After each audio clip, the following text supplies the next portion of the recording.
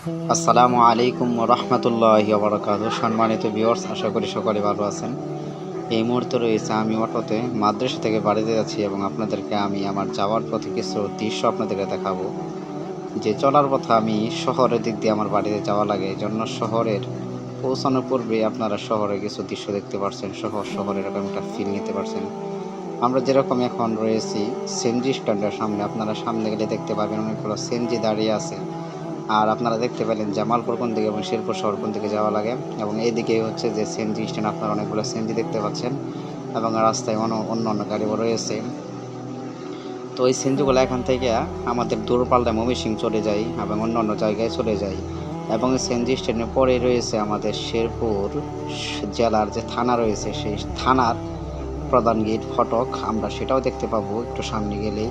আপনারা যদি খেয়াল করেন যে একটা গেট দেখতে পারবেন, এই গেটের হচ্ছে এই দিক থেকে থানা দেওয়ার সামনে যে দেখতে পাচ্ছেন, এই যে এই দিকটাই হচ্ছে থানায় ঢোকার গেট, এদিক দিয়ে থানায় যাওয়া হয়। এবং শেরপুরের আরেকটা ঐতিহ্য রয়েছে, যেটা হচ্ছে বলা হয় শেরপুর থানার মোড়। আমরা শেরপুর জেলার যারা রয়েছে তারা আমরা এই জায়গাগুলো সবাই চিনি, এবং এরকম কিছু লোক আছেন যে আমার চাইতে ভালো বলে থাকে। আসলে আমি এখনও পরিপূর্ণ শেরপুর শহরটা ওইভাবে চিনি না, জানি না যে কোন দিকে কোন জিনিস রয়েছে। এতটুকু যে বাড়ি থেকে আসা যাওয়া করি শহরের, এখন আগের থেকে অনেকটাই আমি ঘন ঘন চলাচল করে থাকি এবং এইদিকে অনেকটাই জ্যাম থাকে। এবং আমাদের এখান থেকে কিন্তু ঢাকা সরাসরি, শেরপুর জেলা থেকে সরাসরি ঢাকায় কিন্তু যাওয়া যায়, এরকম গাড়ি রয়েছে, একদম ঢাকা মহাখালী চলে যায়। এবং আমরা যারা একটু সামনে যাই তারপরে দেখতেই পাচ্ছি যে এই জায়গাটাকেই বলা হয়, আপনারা সামনে দেখতে পাচ্ছেন এখানে একটা চত্বর রয়েছে। দেখেন, আপনারা যদি খেয়াল করেন, এটা একটা তিন রাস্তার মোড়, তিন রাস্তা গেছে, দেখছেন অনেকগুলা গাড়ি এদিক সেদিক যাচ্ছে এবং সামনে ট্রাফিক পুলিশ রয়েছে। দেশের বর্তমান পরিস্থিতিতে সেই ট্রাফিকের দায়িত্ব পালন করে ছাত্ররা।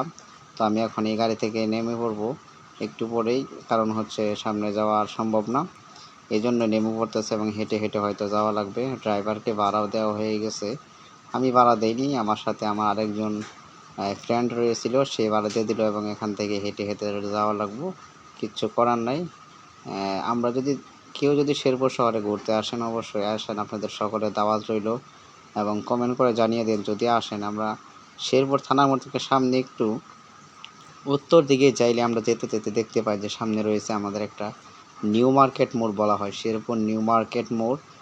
এটা আমরা অনেকে পায়রা চত্বর অথবা এখন বর্তমানে আমরা যেটা শুনি যে মাহবুব চত্বর, এরকম শুনি, কারণ আমাদের বৈষম্য বিরোধী ছাত্র আন্দোলনের অনেক ভাইরা শহীদ হয়েছিল। আমাদের শেরপুরে প্রায় 4জন ছেলে এবং 1জন মেয়ে নিহত হয়েছে, শহীদ হয়েছে। এবং রাস্তার পাশে আপনারা কিন্তু ফলের দোকান দেখতে পাবেন। যদি বাড়িতে অথবা আমার বাড়িতে যদি ঘুরতে আসেন, আমার সাথে দেখা করতে আসেন, অবশ্যই আমার জন্য শহর থেকে আসার সময় কিছু কিনে এই জায়গাটাই হচ্ছে শেরপুর নিউ মার্কেট মোড়।